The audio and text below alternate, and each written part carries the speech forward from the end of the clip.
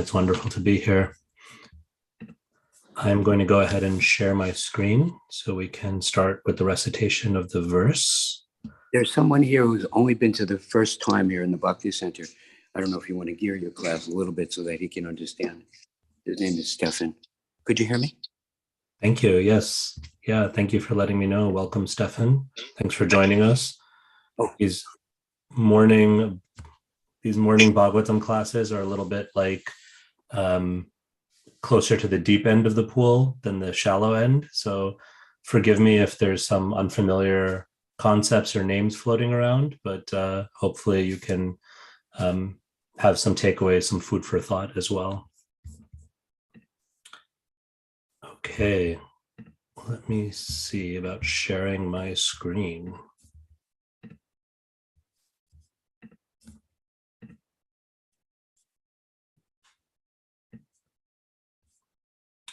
Okay, can everyone see the screen okay? You should be able to see the verse there. So I'll chant through the Sanskrit and then the English and read the purport, and then we will have some discussion. We're reading this morning from the 10th canto of the Srimad Bhagavatam, entitled the Samam Bonam, and specifically we're in chapter 3, which recounts the very auspicious birth appearance of Lord Shri Krishna. Today's verse is verse 39 in chapter 3.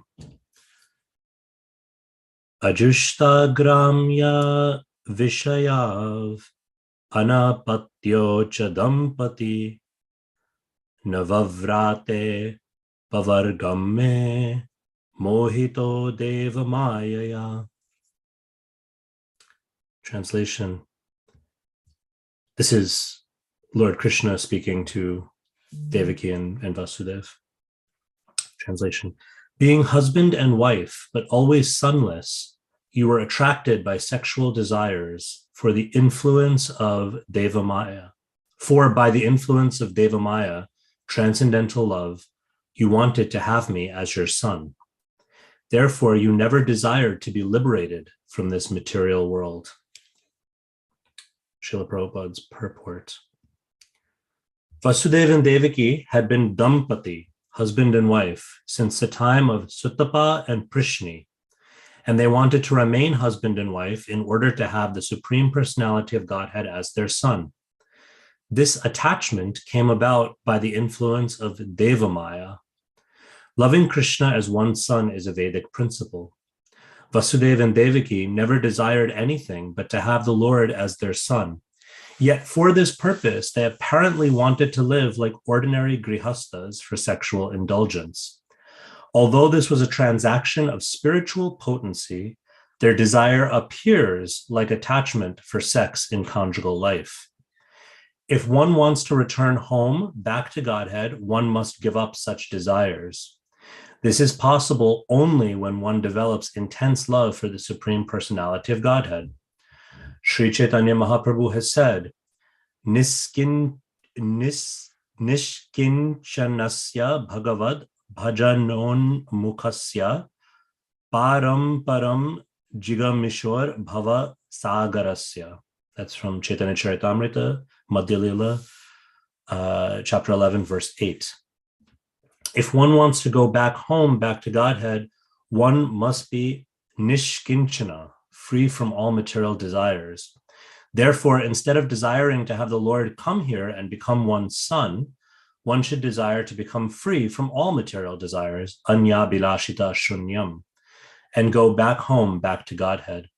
Sri Chaitanya Mahaprabhu teaches us in his Shikshastika, na dhanam na janam na sundarim kavitam va jagadisha kamaye mama janmani janmanishvare Bhavatad bhakti rahaituki tvai. O Almighty Lord, I have no desire to accumulate wealth, nor do I desire beautiful women, nor do I want any number of followers. I only want your causeless devotional service, birth after birth. One should not ask the Lord to fulfill any materially tainted desires. I'll read the verse again. Being husband and wife, but always sonless, you were attracted by sexual desires For by the influence of Deva Maya, transcendental love, you wanted to have me as your son. Therefore, you never desire to be liberated from this material world.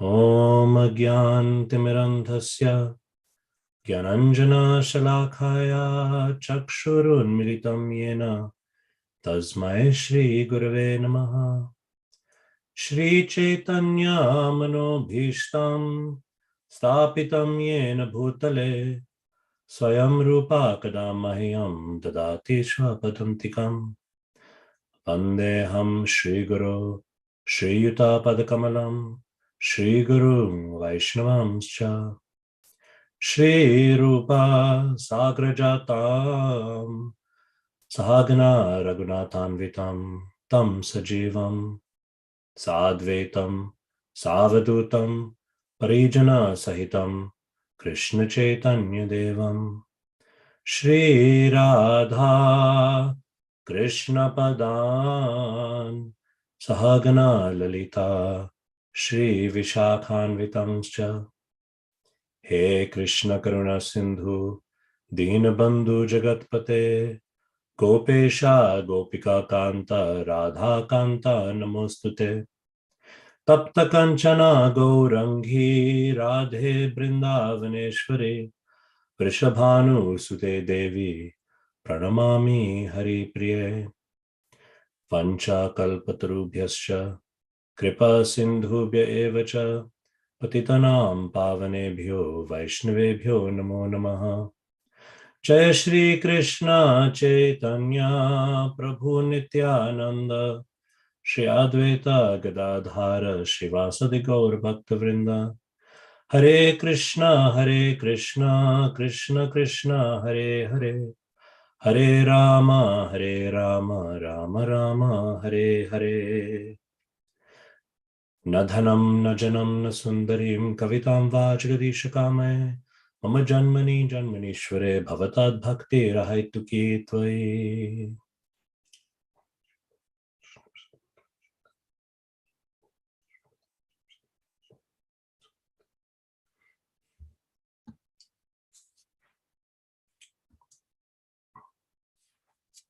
Hare Krishna.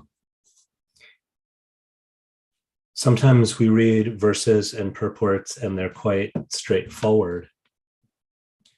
And at other times, they can require a little bit more unpacking. This is one of these verses, and specifically the purport, which, at least for me personally, I feel requires a lot of unpacking. And in fact, if I'm being totally honest, it at first glance can be a little confusing, a little bewildering, maybe even seem like a little contradictory. Because on the one hand, this wonderful verse, which is actually being spoken by Krishna himself. So if you've been following along, you know this is Krishna himself who is responding to the prayers of his great devotees and parents, Devaki and Vasudev. So he's appeared and they offer prayers, and now he's responding to those prayers, and he's giving insight into their, not just in this one lifetime, but into who they are even beyond this lifetime, in previous lifetimes. And so he tells them about their previous incarnations as great souls named Prishni and Suttapa. Anyway, in the verse itself, if you look at the verse itself and other verses in this section, Krishna seems to be very much glorifying Devaki and Vasudev. Like here he says, you had so much transcendental love for me that you wanted to have me as your son, and therefore you didn't even desire liberation from this material world, which, as we'll talk about in a little bit, is the thing that's often cited as the most ultimate aspiration for a spiritualist, is generally understood in general to be liberation. But Krishna is glorifying Vasudeva and Devaki, that their love for him was so great that they didn't even desire liberation. But it's a little, at least at first glance, it can seem to be a little bewildering that in this purport, Srila Prabhupada seems to take a little bit of a different approach and seems to suggest that Vasudeva and Devaki had some fault or were somehow, kind of influenced by desire, and therefore weren't free or weren't they weren't in the right state of mind to pursue liberation. And so Srila Prabhupada in this purport makes some very strong statements that one should desire to become free from all material desires and to go back home, back to Godhead, which is ultimate liberation. Prabhupada even says in the purport in one place, he says, instead of desiring to have the Lord come here and become one's son, one should desire to become free from all desires and to go back home, back to Godhead, all material desires.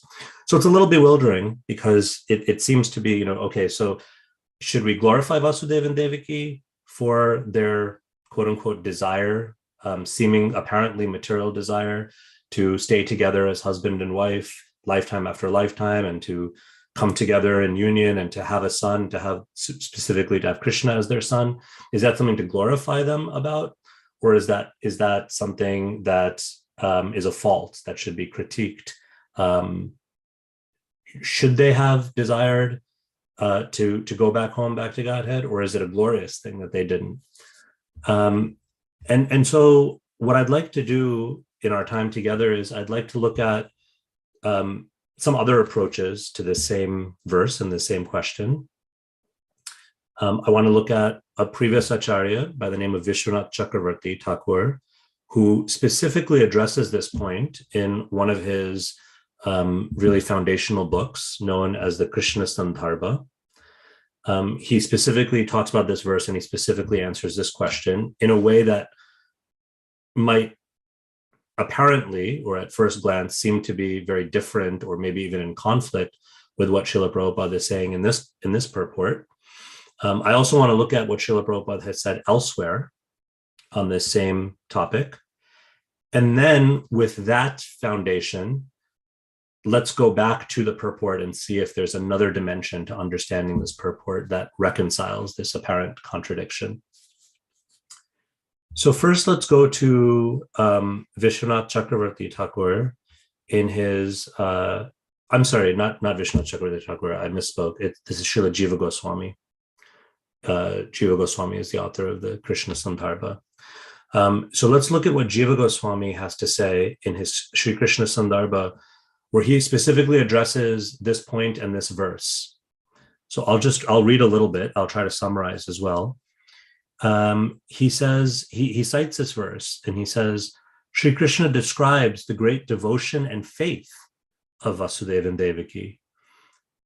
Even in their partial incarnation, their previous incarnation as Suttapa and Prishni. And Jiva Goswami says in the following words, and then he quotes this verse, Srimad Bhagavatam 10:3-39. And then this is Jiva Goswami's commentary on this verse. He says, in this verse, the word Mayaya means by the Lord's potency, which inspires transcendental love for him.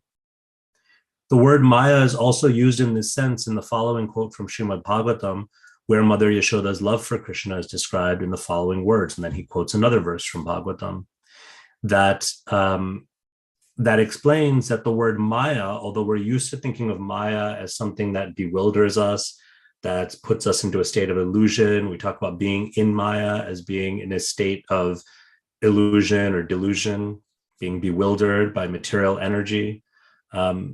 In this specific instance, Jiva Goswami is clarifying that when we speak about the quote unquote Maya that Vasudeva and Devaki were under, which in this verse is called Deva Maya, this is a different form of Maya. This is not Maya as you and I experience it, being embodied, conditioned souls forced to take birth in this world because of our unfulfilled material desires, and we become bewildered. This is not bewilderment. This is a state of deep, deep love.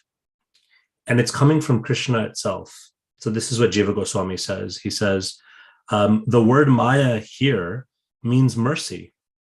Although pure love of Krishna is the natural cause of liberation from material entanglement, it also eclipses that benediction of liberation and makes it seem very insignificant. For this reason, Vasudeva and Devaki were not very eager to attain liberation. We may also note that the phrase ajushta gramya vishayo, that these are the words that began this verse that we're looking at today, which Srila Prabhupada translates as, I'll go back to it. He translates it as for sex life and to beget a child.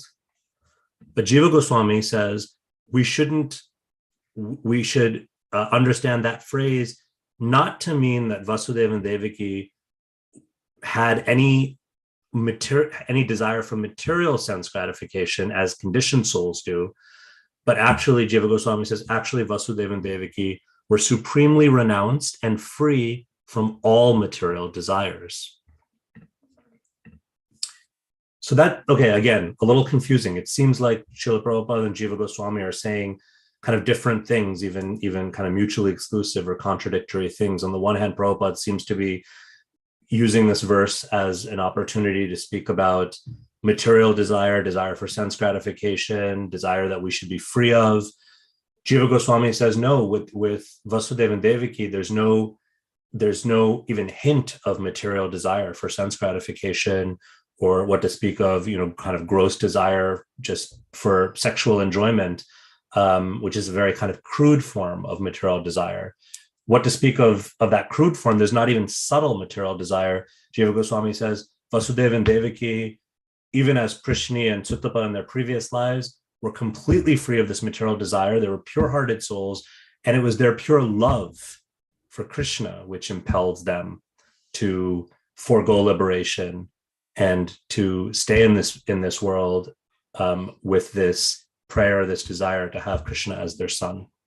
And it's actually a glorious thing. It shows their exalted character, that they were beyond liberation even.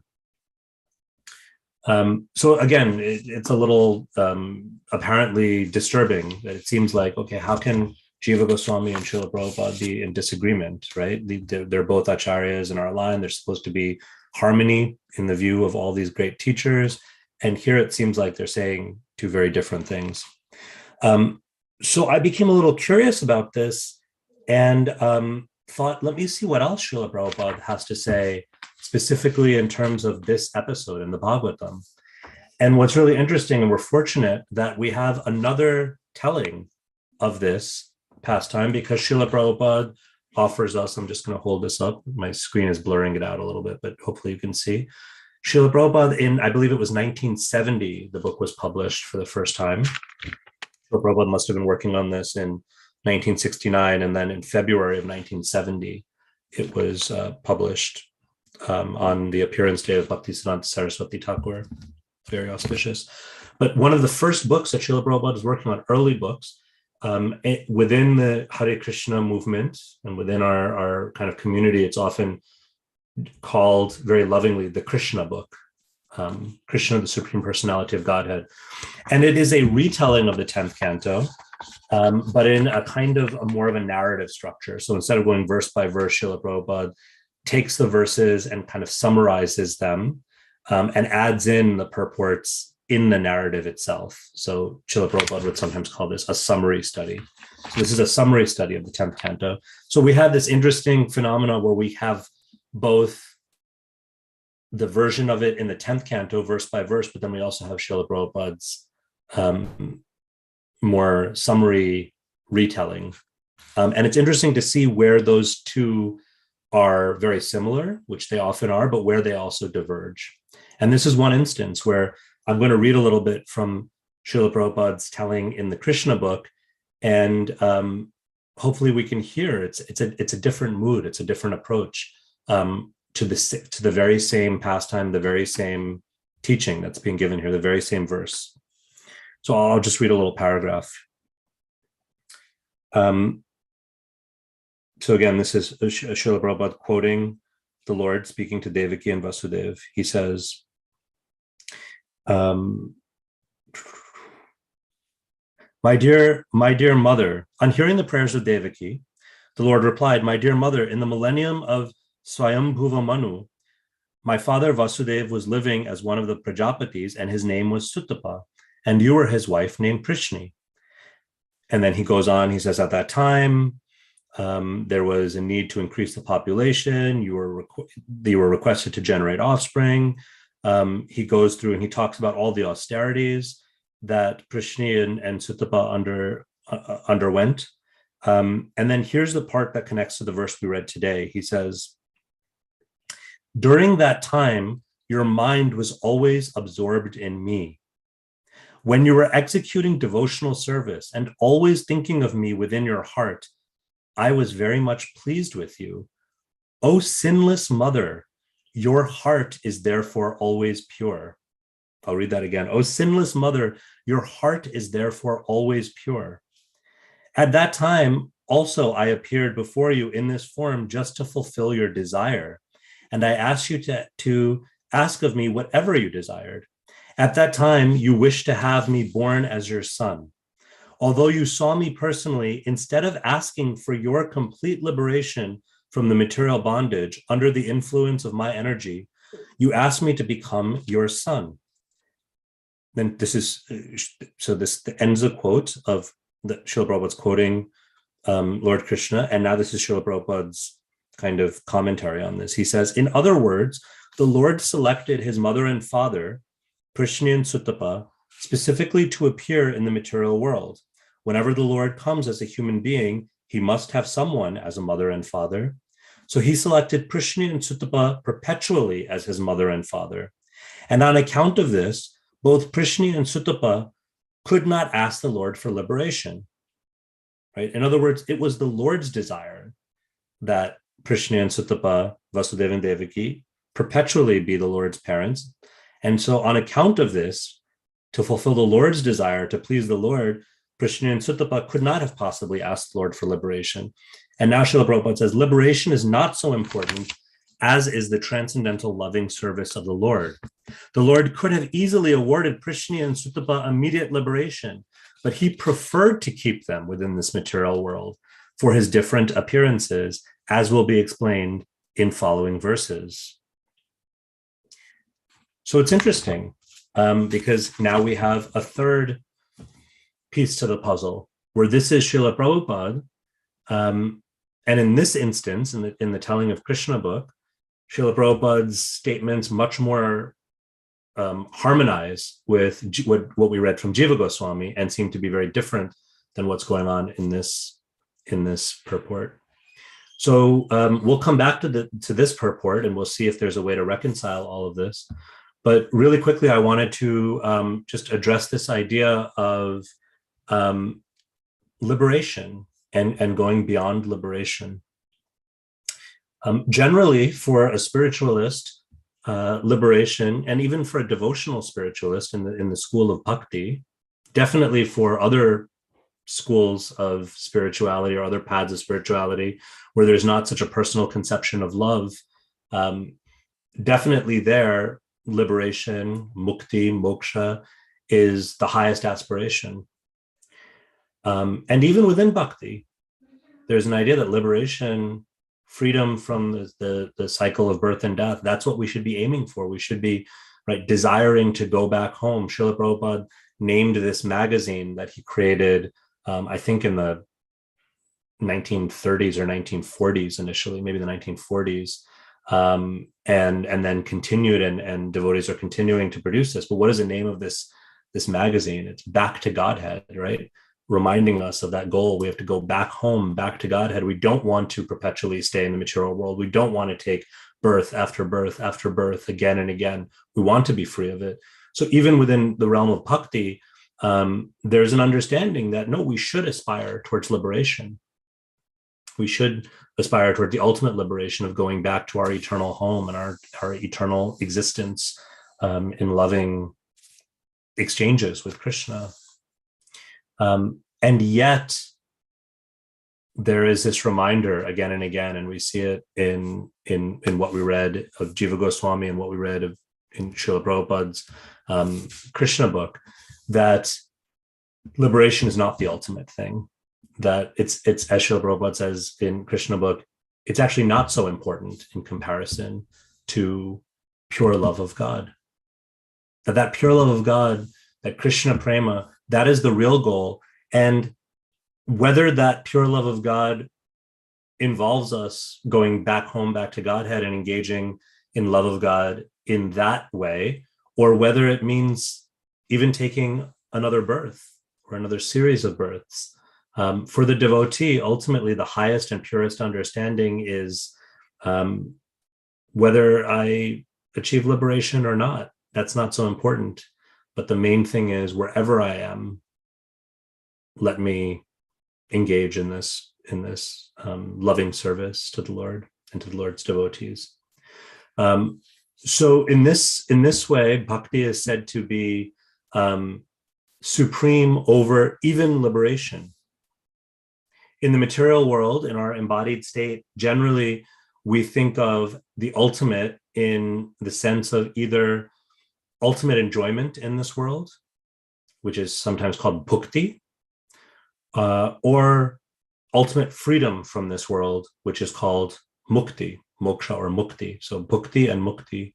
But bhakti is said to be so powerful. Rupa Goswami, one of our great acharyas, he writes that bhakti is so supremely powerful that even in the blossoming stages of bhakti, even before we advance in our bhakti and that bhakti purely matures or fully matures, even in its blossoming, budding state, Rupa Goswami says bhakti is so powerful that bhukti and mukti, that the personification of worldly enjoyment and liberation from this world, both appear as maidservants of bhakti.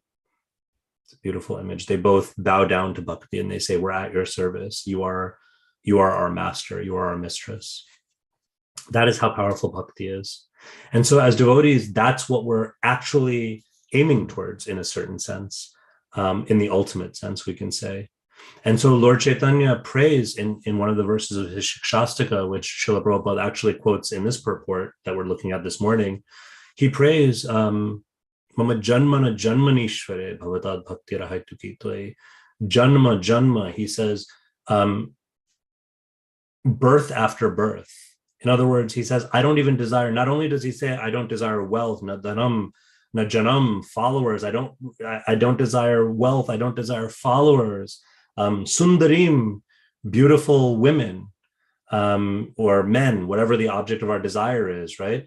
I don't desire any of these things, which generally all of us are filled with, if we're honest with ourselves, we're always filled with desires, gross or subtle, for these things, for wealth, for prestige, to be an influencer, right? To influence others, janam,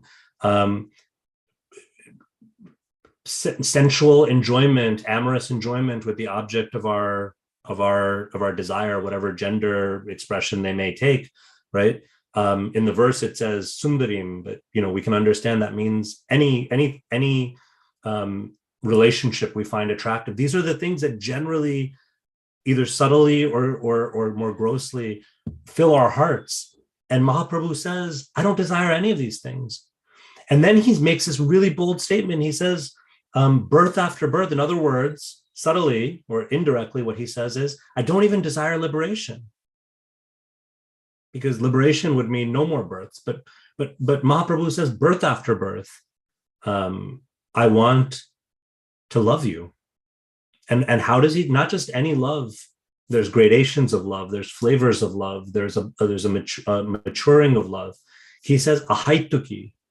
Ahaituki means causeless love. I want to birth after birth, my only desire, right? We have to have some desire. We're creatures of desire after all. He says, if I have to have some desire, then let my desire be this and singularly this. Birth after birth, may I just experience causeless, unconditional, ahaituki, unmotivated, free of any agenda, any selfishness. Let me have that kind of love for you, Krishna. How amazing is that, right? That unconditional, unmotivated, agenda-free, selfless, pure love. That's what Mahaprabhu is aspiring for. And that's what, as followers of Mahaprabhu, followers in the footsteps, we can't imitate, but as followers in the footsteps of Mahaprabhu, that's what we're aspiring for. That's our aspiration. That's what, I don't want to use the word because of its political connotations now with the name of a certain former president, but that's what trumps, we can say, even liberation, is that love, right? Love over liberation. That is that purest aspiration. But, and this is what will bring us back in our last few minutes before we open it up to some questions and comments, but there's a caveat, and that's what the importance of this purport is. Let's go back to this purport now, because Srila Prabhupada, how we can harmonize these seemingly different ideas maybe is that Srila Prabhupada here is reminding us that we have to be very, very careful. Because in the name of glorifying the highest, the purest, even beyond liberation, let us not think of ourselves, let us not get so, how should we put it, complacent that we think, well, I don't even need to worry about liberation because anyway, Mahaprabhu says bhakti, pure love is beyond liberation. So let me not really take liberation too seriously. And, you know, it's okay to just sort of lean into desire, because if I can Christianize the desire, then that's even higher than liberation, right? So Prabhupada is cautioning us in this purport that no, we should, for our part, yes, we understand, right? It's like simultaneously holding this tension where on the one hand, we understand liberation is not the ultimate, and that love of Krishna is beyond even that liberation. And so that's true. And at the same time, from our part as sadhakas, as practitioners, we should take this opportunity very, very seriously to go back to Godhead.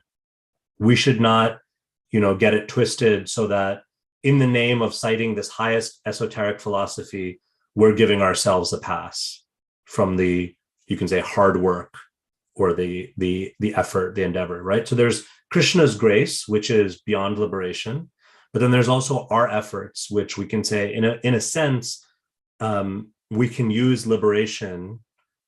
We can use going back to Godhead as a motivator to do the work that we need to do on ourselves, to practice, to be committed to our sadhana, to practice cultivating, right, Vaishnav character, to practice study of the scripture and our spiritual practices, our sadhana, right? All of these things, we can use this desire to be free of the material world, this desire, as Srila Prabhupada says, just the desire to be free of material desires, and instead to simply go back home, back to Godhead. We can use that as our motivator. We should use that. We must use that as our motivator. And so Prabhupada makes a strong statement, right? Let us not, in the name of desiring to have the Lord come here and become our son. Of course, that's a glorious thing. When Vasudeva and Devaki do it, we glorify them because their hearts are pure. When Advaita Acharya prays for Mahaprabhu to descend to this world, right? Advaita Acharya didn't pray, let me be liberated from this world. Advaita Acharya prayed, it's a very high level of prayer. He prayed for the Lord to descend, and the Lord did descend in response to his prayer. We can glorify and worship and hold in very high esteem that level of purity, but we shouldn't use that level of purity as an excuse, a justification for us to get off track as far as our own path back home, back to Godhead. Because otherwise what can happen is, in the name of that desire, right? It's very, very subtle. It can actually be a spiritual desire. We can say, well, I want to take birth again here in this world and just serve the devotees and serve Krishna. And we can mean it also, but very subtly we can become complacent and influenced, right? I heard one of my godbrothers gave a class on the same verse. I was listening to this class and he gave a nice example. He said and it was an example drawing from real life. He said he was talking to a devotee and that devotee said, Prabhu, this is in India. He said, Prabhu, I have this desire for a really nice Mercedes-Benz car. And this was many years ago. So at least, 10, 15 years ago when it was even more rare in India. Now it's becoming even more common.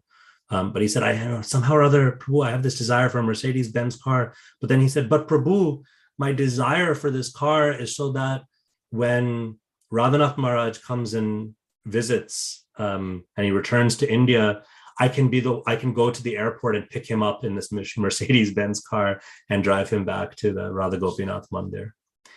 And so my godbrother was sharing this anecdote, and he was saying, this devotee meant it. He really, from his heart, wanted to do this as a service to his guru.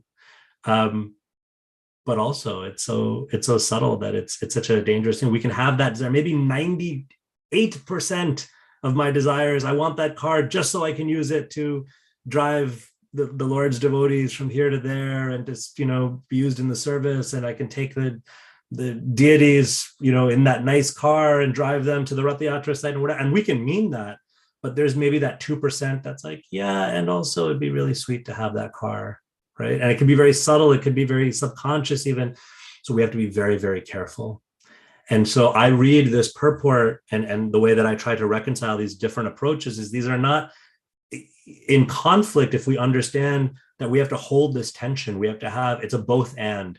We have to, on the one hand, recognize the greatness of Vasudeva and Devaki, that they were beyond liberation. They didn't even care for liberation. They would rather choose to, as Mahaprabhu prays, for that ahaituki bhakti, that pure love, causeless love, over liberation. Yes, that's wonderful. That is our highest aspiration. And also, let me do my part to work earnestly to towards this going back home, back to Godhead.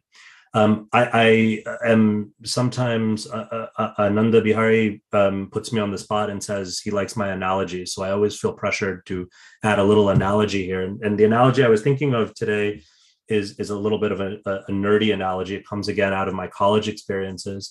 But I was thinking, it's something like, this is a rough analogy, but it's something like, if someone is a candidate, they call them candidates. If someone is a candidate for a PhD, if you're in a program, a doctoral program, and you're aiming towards a PhD, it's very interesting. This is a real fact. Many people don't know this, but what happens? It takes several years usually, and let's say like 7-8 years for a PhD or something. What generally happens is after the first couple of years. Most PhD programs, what happens after, let's say, maybe year 2 or year 3, is if you've made it that far, automatically you're awarded a master's degree. Did you know this? Some of you may know this if you've been through this or if you have friends and family who have been through this. In a PhD program, at about year 2 or 3, in most PhD programs, not all, but most, you're automatically awarded a master's degree in that subject. So let's say you're going for a PhD in chemistry. By year 3, you already have a master's in chemistry. And it happens automatically. Now, the interesting thing is there are many people who specifically go and sign up, apply for and work very hard for, and sign up for a program, a master's degree program, to earn that master's degree. And their goal is to get that master's degree. And it's such an amazing thing, right? To be a master. Think about just what that word means. To be a master in that subject, who have mastered that topic, right? That is such a praiseworthy, amazing thing. We celebrate that when someone gets a master's degree. We say, well done, that's amazing. You're to be congratulated, right? But in the context of a PhD program, that master's degree is like a step along the way. And actually, in a PhD program, it sounds a little funny, but if someone makes it to the master's point, but then can't go any further to complete the PhD, it's it's sometimes considered, something that they're not very proud of, let's say, right? It's like a letdown. And you'll even hear sometimes in PhD programs, because I work in a college, I hear this. Students will say, "Oh, so and so, did you hear about such and such person? They, they mastered out." That's what the term they use. They mastered out, and it's seen as kind of like ooh, that's too bad for them. They couldn't hack it, so they mastered out. So I was thinking, in some way, it's a little crude, but in some ways we can think about this as, we are on the path of bhakti. We're aiming for that PhD. Yes, the masters, the moksha or mukti, liberation, is an amazing thing, and it comes automatically. But we have to stay with the process. And if we stay with the process, not only do we automatically, like Prabhupada says in this verse, Krishna could have immediately awarded, very easily and immediately awarded liberation to his devotees. But we're aiming for something higher. So we pick up the masters along the way. We're grateful for it. We don't begrudge it. We certainly don't mock it or deride it, in others. But we also recognize there's a bigger picture here, and we're aiming towards that bigger picture. So both and, right? The master's is wonderful. The PhD is super wonderful. And here's the important thing, and here's where I want to close on. As students, right, especially as novice students in our first year of that PhD program, in our second year of that PhD program, let us not, as this purport is reminding us, let us not think ourselves so great that we turn our noses up at the masters and we say, I'm going to get, any day now I'm going to get my doctorate. So who cares about this master's? No, let's work hard. Let's study hard, just as that first year PhD candidate is studying, just to even make it to the point of the master's. And then having faith in, if we do what our teachers inspire and teach us to do, that eventually, if it's the Lord's will, we'll get to that PhD. We'll get to that place, that ultimate aspiration of Ahaituki Bhakti. So I'll close there. Thank you so much. And if we have a little bit of time for a couple of questions or comments, I'm happy to take them now. Thank you, Venkata Prabhu. Beautiful class and beautiful analogies as always. Okay, would anyone like to contribute to this class by asking a pertinent question?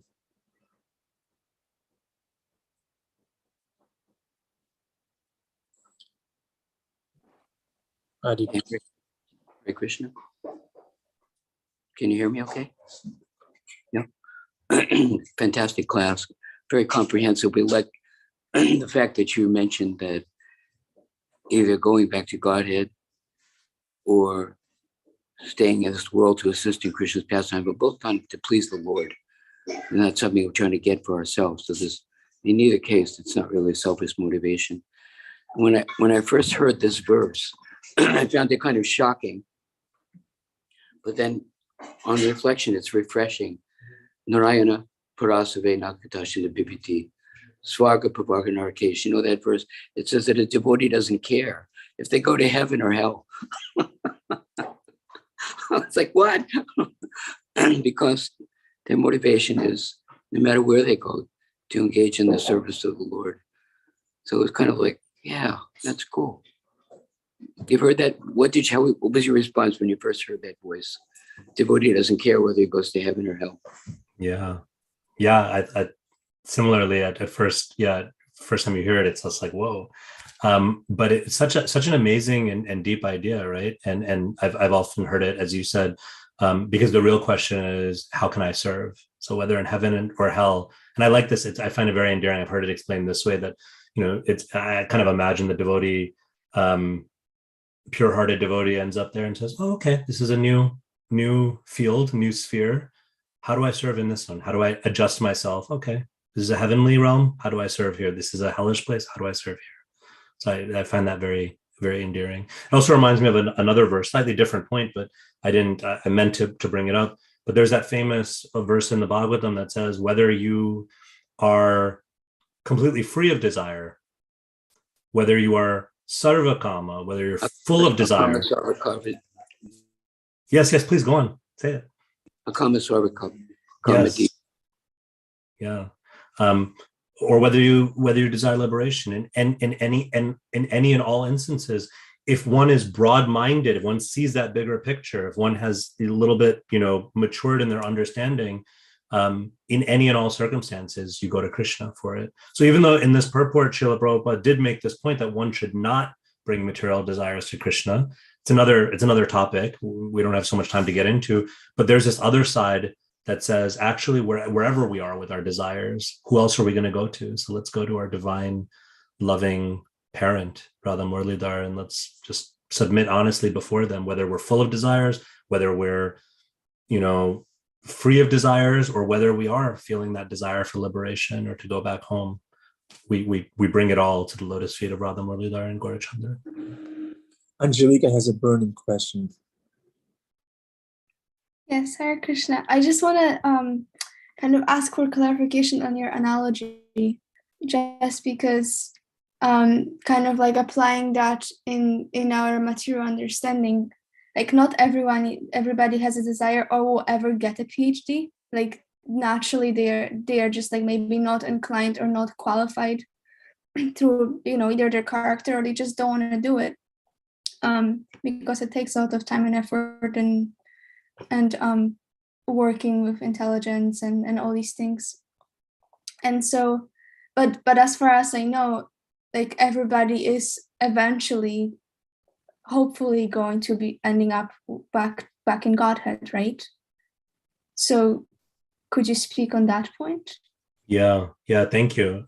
So I mean, of course, every analogy has its limits too, right? And you're right. But the way I'm thinking of it is, of course, we have a sort of a multi-lifetime paradigm, right? So we can talk about things within one lifetime, and you're right, within one lifetime, not everyone is going to, aspire towards the PhD, so to speak. So in this analogy, in one lifetime, not everyone is going to, of course, from our hearts, we would like for everyone to ultimately reawaken that pure love of God within their hearts. And that's what we kind of work towards as in this mood of sharing and outreach. But we also understand realistically, that's not going to be everyone's path within this lifetime. Not everyone is ready for that, right? Even Krishna himself says in so many ways, one in 1,000, even aspires towards any a spirituality generally, what to speak of bhakti. It's so rare. But in this multi-lifetime paradigm, I guess it sounds a little funny, but to make the analogy work, I would say, from our point of view, everyone will eventually become a PhD, because I guess, and here's where the analogy gets a little wacky, but everyone is inherently a PhD, or at least has that potentiality within them. So within this one lifetime, we can understand, and we should be respectful and patient that it's not going to be for everyone. It should be our, if we've taken to bhakti, we should understand, like it or not, we've signed up for the PhD program. But with others, we should understand that, okay, it may not be for everyone in this lifetime, but ultimately, and maybe the analogy doesn't entirely hold up, but ultimately everyone has that potentiality. Everyone is meant to be not just bachelor's degree, not just master's degree, but ultimately everyone is meant to be PhD in the biggest picture. I hope that's helpful. I know every analogy has its limits, so sorry if it is helpful. I just wanted to bring it up. And I also want to, if there is like a few minutes, there's one question from Kartik, and I wanted to read it. Mm-hmm. Amazing class, thank you. Aren't our desires also planted in our minds by Krishna? If so, what's the role of our free will? Could it be said that Devaki and Vasudev's desire for Krishna as their son was also Krishna's will? Yeah, it's a really nice question, and a very deep, complex subject, because as Karthik is pointing out, it brings in questions of our free will. So I'll just give a very, admittedly, I won't do it justice, but I'll give a very surface answer, and if anyone else would like to share too. So it's not exactly that our desires are planted in our minds by Krishna. To me, planted in our minds by Krishna means, again, an absence of free will, that Krishna is saying, okay, now you're going to desire this, double espresso coffee. And it's like, well, Krishna Krishna just planted it there. I had nothing to do with it, right? Yeah, planted in criminal justice, as Venkata Bhatta Prabhu knows, means they're setting you up. Yeah. So, Up, right? right. So thank you. Yeah, that's another meaning of planted is like, like you're being framed, you're being set up, right? So it's not exactly like that. I understand it more like Krishna gives us raw ingredients. Krishna gives us a certain canvas. This is a very weird analogy, but now I'm known as the person of weird analogy. So I'll just say it.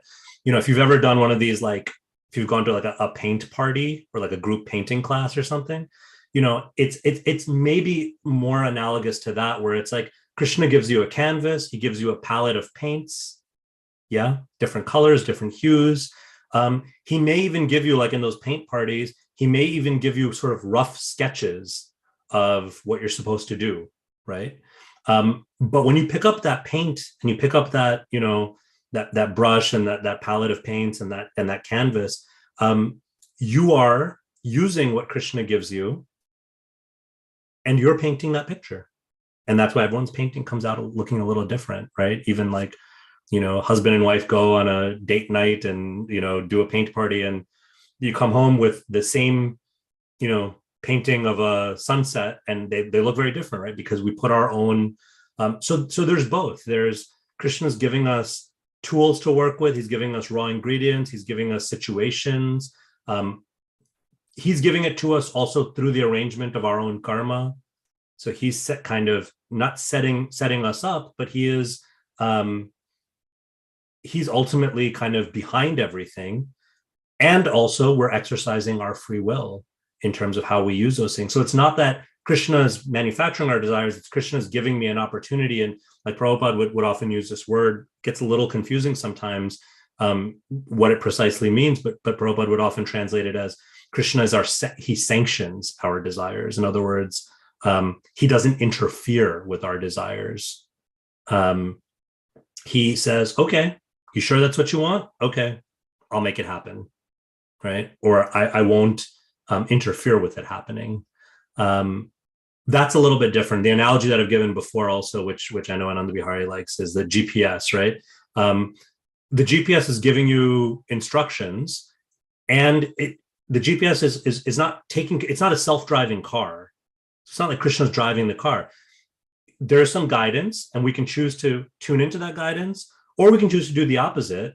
And if we do the opposite, it just recalculates. So it's a little bit more like that. It's not so much Krishna's planting the desires. It's that Krishna is giving us many roads to travel on.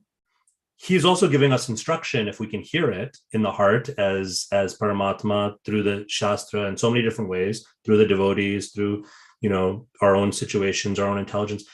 And it's up to us whether we take those instructions or not. But ultimately, those choices are on us. With Devaki and Vasudeva, it was a little bit different, because with Devaki and Vasudeva, because of the purity of their hearts, their desire was perfectly aligned with the Lord's desire. So that's what we're aiming at. We're aiming at sort of harmonizing our desire with Krishna's desire. So if we use a GPS analogy, we harmonize our driving with the route that the GPS is giving us as the best, most effective, safest, most efficient route. So I hope that that's helpful, but that's the best that I can do right now. And with that, I know we're already at 8:09. So maybe that's a good place to end, Ananda Bihari ji. Yes, it's a very good place to end. Very hopeful place to end. Thank you very much, Venkata Bhatta Prabhu. Beautiful class, beautiful analogies. Everything is bona fide, backed up by Shastra. Thank you very much, dear devotees, for your questions, for your active participation, for showing up every morning regularly. So that's Ahaituki Apatiyata, unceasing, unmotivated attendance of the morning Bhagavatam class. And the same goes to Venkata Bhatta Prabhu, unceasing, unmotivated analogies and giving class every month steadily. Thank you very much, Prabhu. Okay, have a wonderful day, everybody. Srila Prabhupada ki jai, Srimad Bhagavatam ki jai, Grantaraj, Hare Krishna. Have a wonderful day. Hari Bol. Thank you so much, Prabhu. Hare Krishna. Thank you. Hare Krishna.